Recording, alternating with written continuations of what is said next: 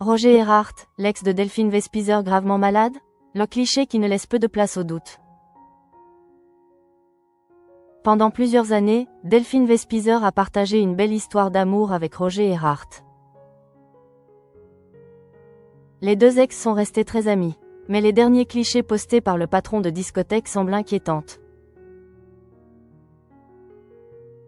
Depuis plusieurs mois, Roger Erhardt poste des photos sur lesquelles il apparaît de plus en plus amaigri. Mais à aucun moment, l'homme d'affaires de 59 ans n'a justifié cette perte de poids progressive. Le propriétaire de discothèque n'a de cesse de partager des photos et vidéos de ses nombreux voyages.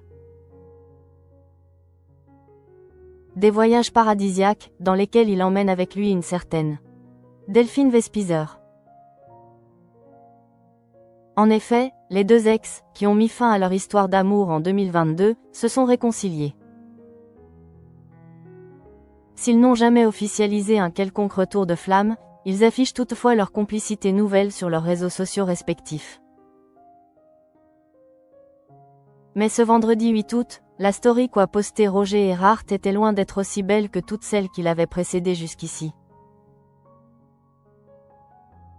Roger Erhardt, popularisé par TPMP et la participation de son ex à l'émission de Cyril Hanouna, apparaît dans un lit d'hôpital.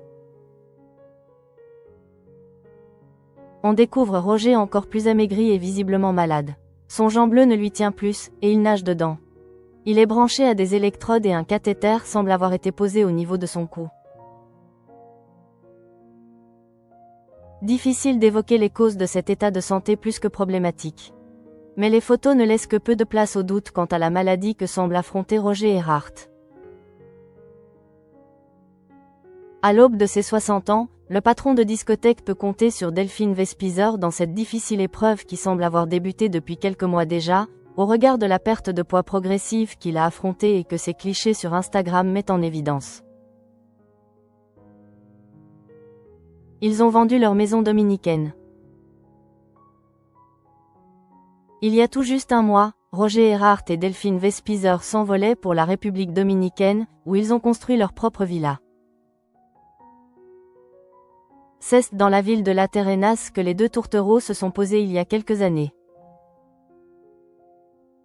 Une maison qu'ils ont finalement pris la décision de vendre, comme ils l'ont annoncé à leurs fans.